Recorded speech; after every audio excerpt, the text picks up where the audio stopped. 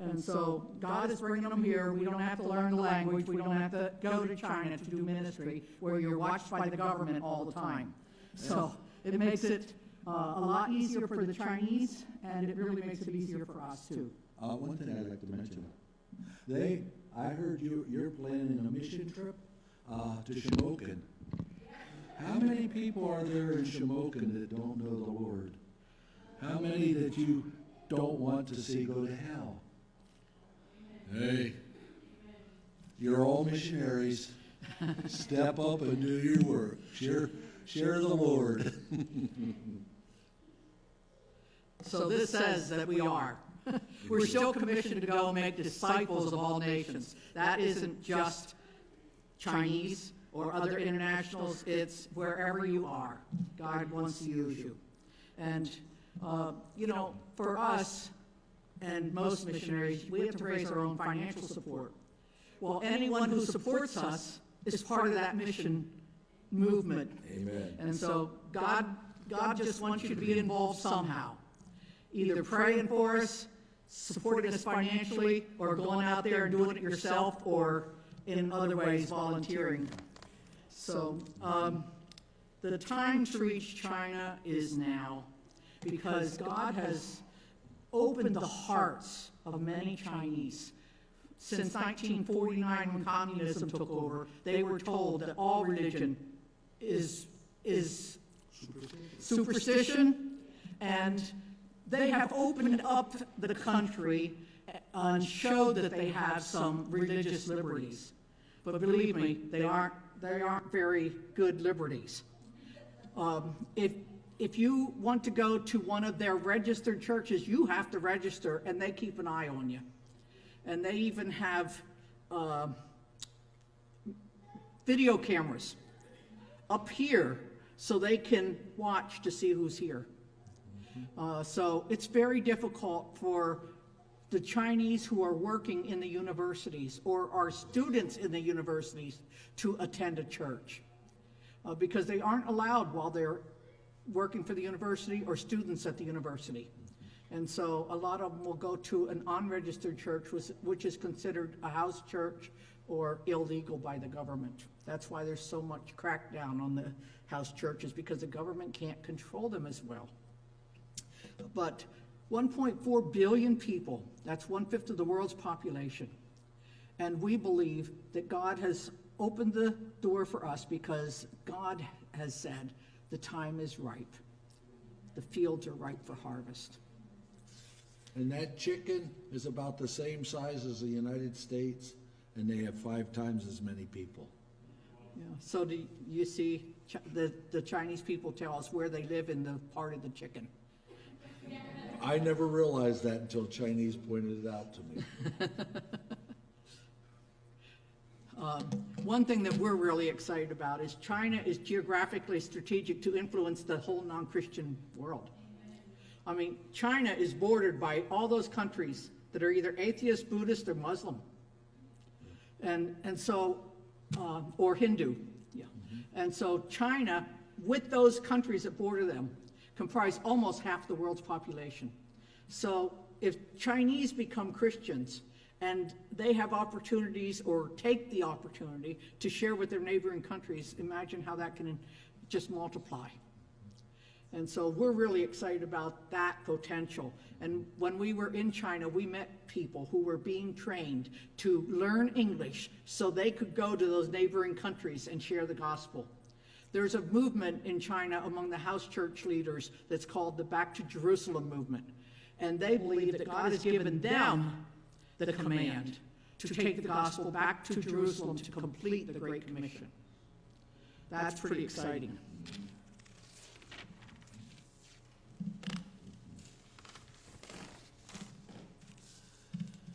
China has a great spiritual need. They're looking for something to believe in. Communism left them down.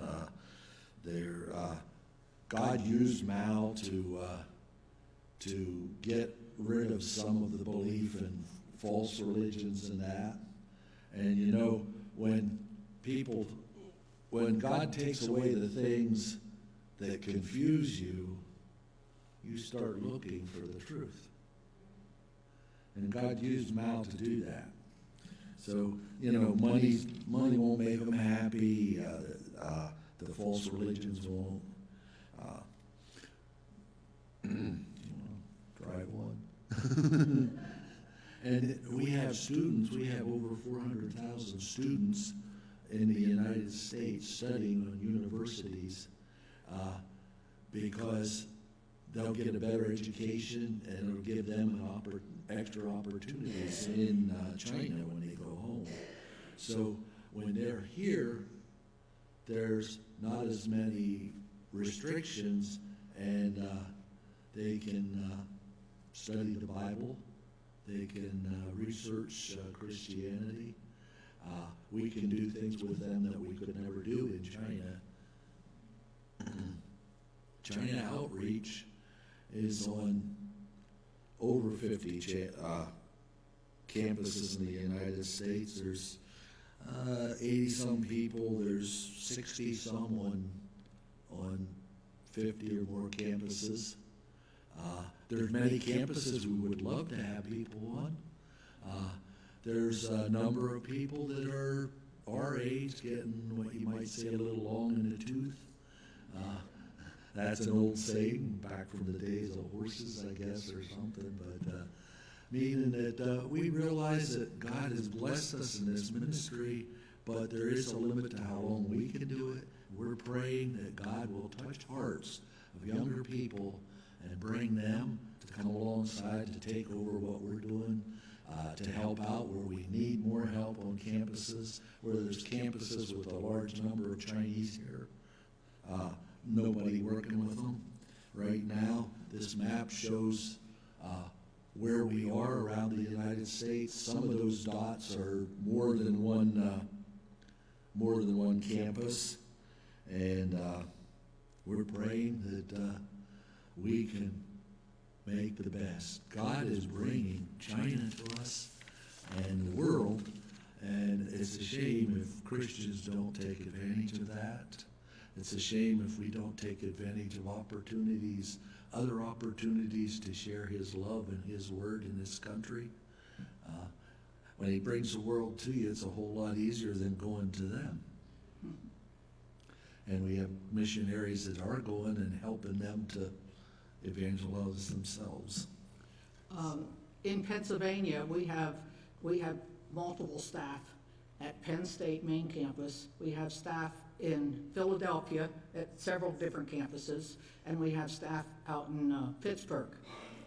We have one lady that was trying to really build a ministry down at Franklin and Marshall in Lancaster, but they're just undergrads there, and it's pretty hard to do undergrad ministry because they're not as interested as the grad students and the visiting scholars.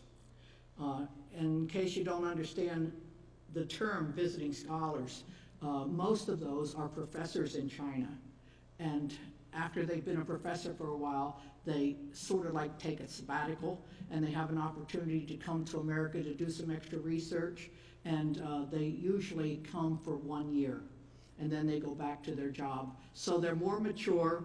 They have a family, they have a child, and sometimes they'll bring their spouse and their child with them, at least for a few months. So we have the opportunity to work with those people, and for them, it's very difficult for them to let anyone know that they have become a Christian because they're working for the government in the public universities. So our ministry begins with friendship evangelism. We do things to help them with their felt needs. Like helping them find some furniture or helping them move from one apartment to another. You know, it's pretty difficult for them to pay for furniture sometimes, and especially if they're only here for 1 year. So somebody else is leaving, but they live in a different apartment, and so how am I going to get my couch? How am I going to get my bed? Where can I find a desk? You know, those are the three main things that they need: a table, desk, a bed, something to sit on. And sometimes they share apartments with other people. But it shows that we care about them. Another thing that really shows that you care, and you know this, have some food and have a little party or a picnic. You know, that really is a great way to start building some relationships and show that you care. And it's like, you know, come as you are, you know, we provide the food, so, you know, we just want to have some fun, get to know some people. And then, you know, get a little more intimate, you invite them to your home. And we like to take people to churches also. So if you ever want us to bring some Chinese here, we'd be happy to do that. They want to learn about American culture, and when we bring them into a church, they're exploring Christianity. So they're not necessarily Christians, but many of them, most of them, have never been in a church in China because they come straight from the university here, and they're not allowed to go to a church if they're in the university. That's a picture in our home. And then we also provide some fun activities.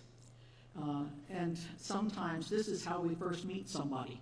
We say, hey, we're going to take people somewhere. We're going to go on a hayride, pick pumpkins, or we're going to take you to Niagara Falls or whatever. And then we can meet new people. And once they meet us and they find out that we really care about people, we're not pressuring them to become Christians right away or go to the church, they like us. And then eventually they start asking questions and they want to learn more. And on those trips, many times if it's more than one a day, we stay with host families at the church. And that is a draw. They're interested. Oh, that's Closer to the mic, please. okay. I thought I was butting in. It was my turn. We would take them on trips, on holidays. This was Washington, D.C. We'd take them during spring break. We stayed with hosts and churches down there that hosted us. And many times we had people say, this would never happen in China. Invite a perfect stranger into your house and make them feel like part of your family. And we say, well, you know, that's Christian love. And they find out it's not just Ben and Kathy are nice people, but there's something more to Christianity than that. When we took them to Washington, D.C., we showed some of the Christian roots. When we go to Niagara Falls, there's a church up in Lanes Mills that Bradford area, that supported those trips, housed us for 15 years. We took one or two, usually 2 van loads of Chinese up.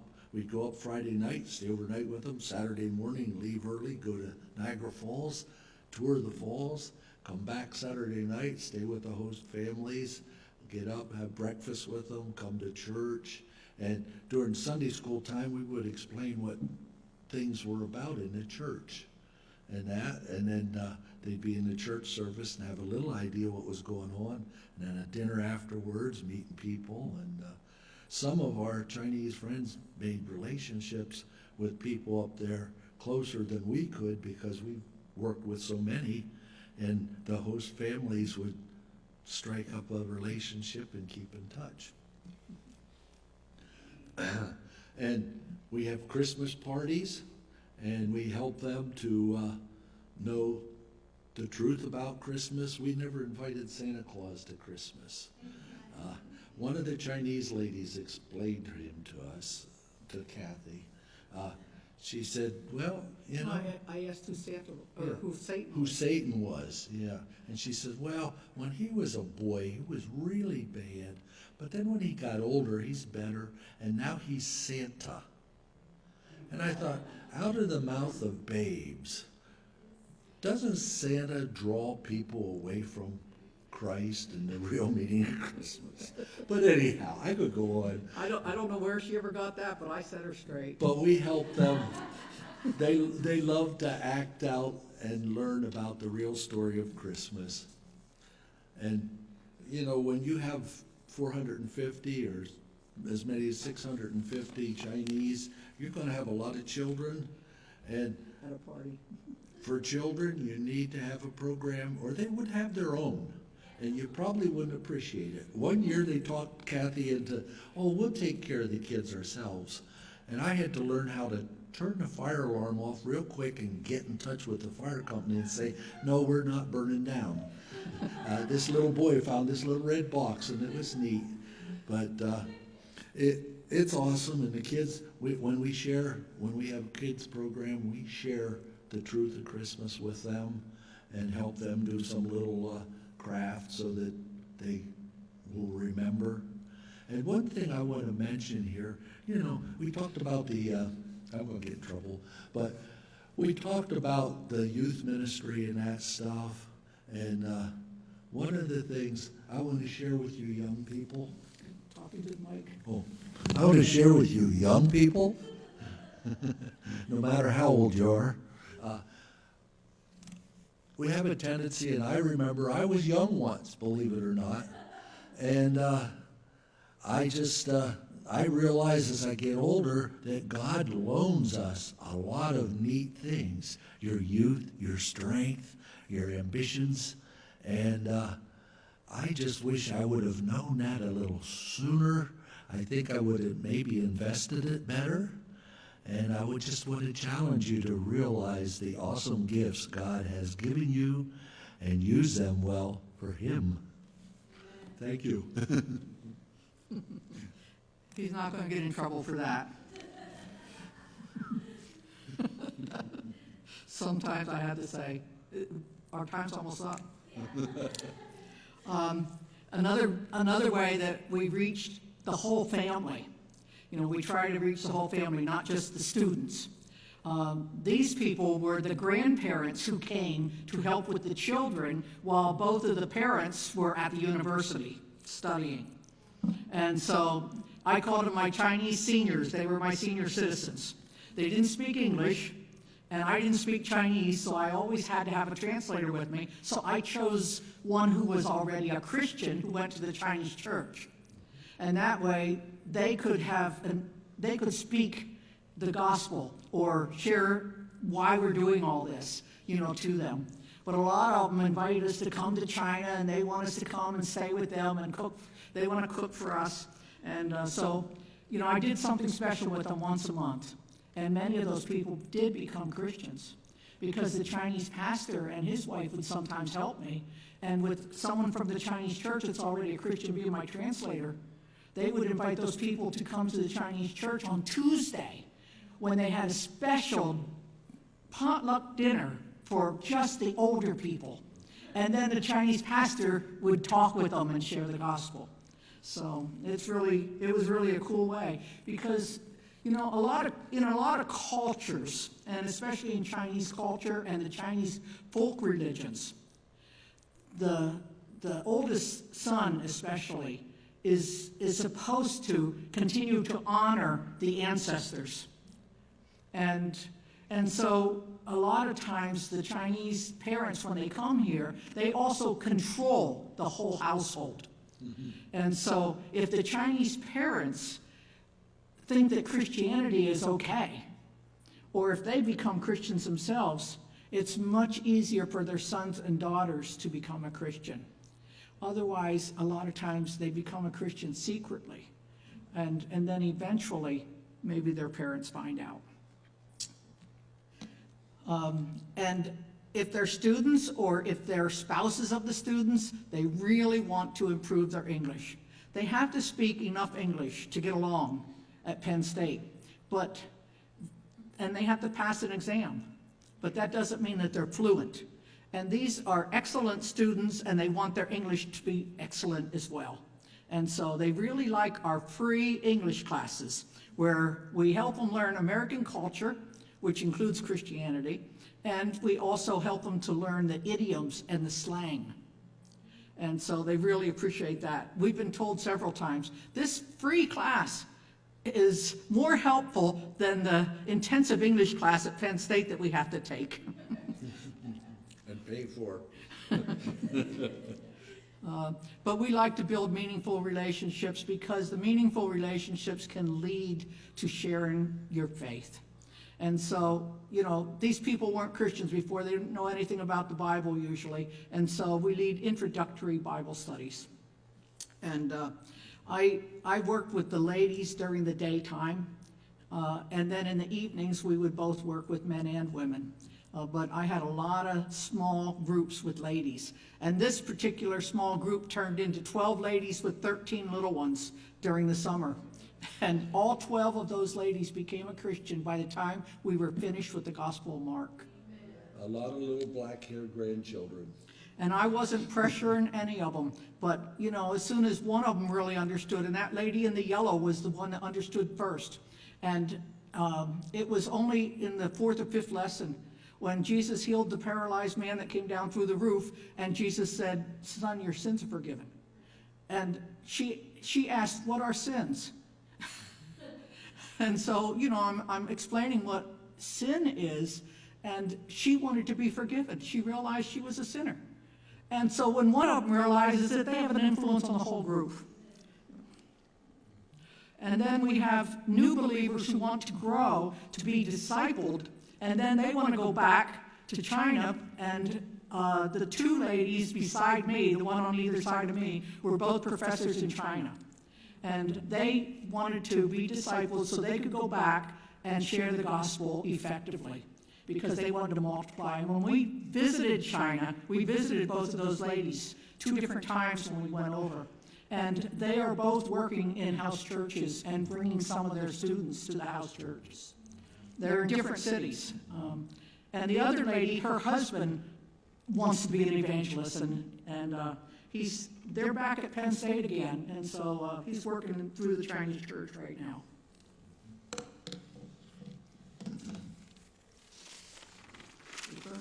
My turn again. Okay, we have opportunities to teach others to serve, and one of the things, like Kathy had mentioned this morning in Sunday school, we encourage them to help, like baking this particular thing, baking cookies to share with others at the Christmas party. Where we had 400. One time they made jiaozi. Anybody ever have jiaozi? Well, closest thing would be maybe pierogies or pot stickers. They're Chinese dumplings. They're good if they're made with good stuff. But they made like 2,000 of them so that they would have enough to serve for our Chinese New Year party where there were 650 They people hand made come. the dough, rolled it out, cut it, and you know, put the meat and vegetables inside and closed it up. So we didn't just cook them. We teach them as Christians to want to share and help other people. They've gotten involved with Operation Christmas Child. We go to the Dollar General and let them pick out stuff for in the shoe boxes. And then this man here the man that's being baptized, he was the first person to graduate from the PhD program at the law school at Penn State. And he had studied here. He was at Penn State several times. He was interested in the Bible, but he didn't quite believe. His wife became a believer through women's ministry with Kathy, but she didn't want to be baptized until he was a believer. And he came back to complete his degree, and when he came back to complete his degree, he actually studied the Bible with some other campus ministers, and he became a believer. So, you know, you may plant a seed, you may not see what happens, but God allows each one to have a part in it. And he became a believer, and they were both baptized at a state park up there. And he says, now we're a Christian family. He went back to China as a Christian lawyer. I think that could be a tough job in China. And this couple here we met, the man in the striped shirt, he came to our Bible study, and we invited him to a Christmas party at our house, and when we tried to get in touch with him, we couldn't. And Kathy called him. He was in California at a conference, but he never told us he wasn't coming. And so we didn't see him again. And then his wife in the yellow shirt, she was there, and she wanted Kathy to She joined my discipleship class. to disciple her, and she said, "Is your husband here?" "Yeah." "Is he a Christian?" "Yeah." "Well, how'd he become a Christian?" "Oh, in your Bible study." And he shared that what helped him to become a Christian is that we cared enough to try to find out where he was. But it's a shame-based culture, so he was ashamed to come back to our English Bible study, but he started going to the Chinese Bible study. And they asked me to come and to help disciple him before they went back to China. And he says, "I have a chance I can go back and work for my professor, and I can become a professor and be a Christian, or should I go back as a full-time missionary?" I said, "You pray and ask God. I won't try to guess what God would have you do. But you pray and have God convict you." And we're at this picture, we were visiting him and his grandparents in China. That little mud house behind there, they have church every Sunday from 2 o'clock until 5 o'clock in the morning. A.M. And some people come at 1 for fellowship ahead of time. Anybody interested? But they had to be out in the field working when the sun come up. So that's one of those illegal house churches. Yeah, and that little lady in the front there, she's since passed away, but she couldn't read or write, but she got up in the morning and listened to a radio program from Hong Kong, and she had a lot of the Bible memorized. So, awesome. And when they were at Penn, there's another couple there that came to Penn State, met with a group from the Chinese church, and they prayed together and agreed that they wanted to work to complete the Great Commission, to take Jesus to the ends of the earth. There are Chinese going all over the earth, and some of the people from the Chinese churches are going for construction projects in Africa and all over the place, and hoping to have an influence on the people away from China there. Plus take Jesus back to Jerusalem on the Silk Road. So, cool. We gave up the campus ministry about 8 years ago so that we could be the coaches for the new staff. And so we work with all of our staff as the campus ministry coaches. But Shin is the guy on the right, and his wife is Ing, and they keep their family names so they don't take the husband's name. And they're 2 girls. Shin and Ing both got their master's degree, their graduate degree, when they were in Toledo, Ohio. And at that time, this was about 20 years ago, Daniel Su, who is now the president of China Outreach Ministry, he's Chinese, a boy named Su. But he was serving as campus staff. He was just starting with China Outreach Ministry, and he was campus staff when those 2 became Christians in Toledo. And then they came to Penn State to get their PhDs, and they were working at Penn State after they got their PhDs. He's a biologist, and she does genetic cloning right now, so I don't know what she actually is.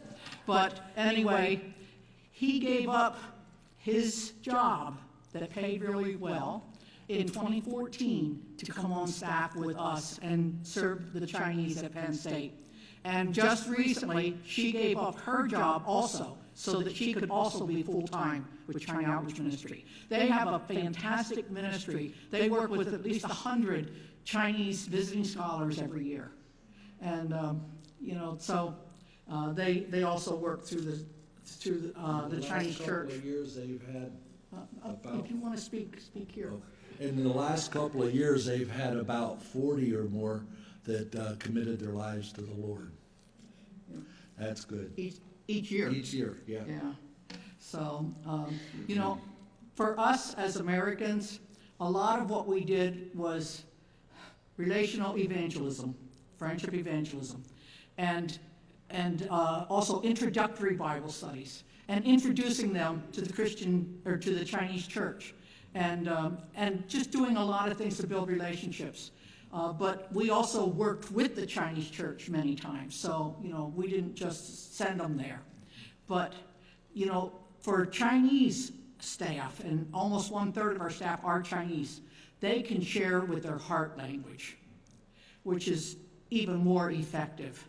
And they don't try to pressure people, but they make sure that people understand and have the opportunity. So we believe that the Lord of the Harvest is calling everybody to be part of his work. And so, this is a perfect time for you, if you've never felt like you were really part of it, to realize that you are. If you are supporting missionaries, you're supporting your church that supports missionaries. You are part of the mission workers, whether you ever considered yourself that or not. And it is your job to share the gospel and share your faith and share Christ's love with others. Because there's so many people all around us that either don't understand what it really means to be a Christian, or they've never heard it before. And so we just want to thank you. Thank you for partnering. Thank you for praying. Thank you for volunteering. Thank you for giving. Thank you for giving us this opportunity. We really enjoyed being here. And this evening, we're going to show pictures and tell stories of our most recent trip to China. So if you ever want to learn more about China or see some pictures from China, we hope that you come this evening.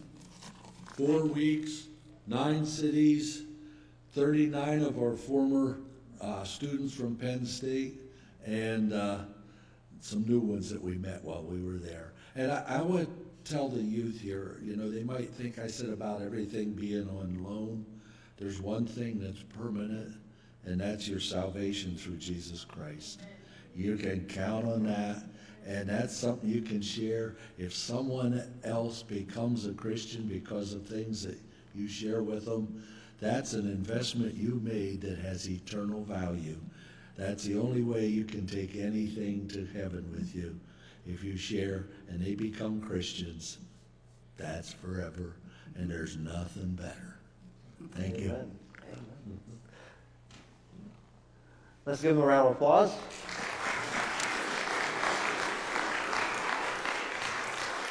Going to ask our pianist if she could return to the platform there. We're going to ask you to please take out your Connect and Communicate cards. Please make sure your name is on the front. We ask everyone every week to fill these out. We do take them seriously, and we also take them before the throne of grace. How many of us are glad that there is prayer being said for us? Well, you fill these out, and you get prayed for every week. We do need that prayer. So go ahead and fill those out on the back. Any prayer requests, any questions that you have about the church, the ministry, we will get that to you as well.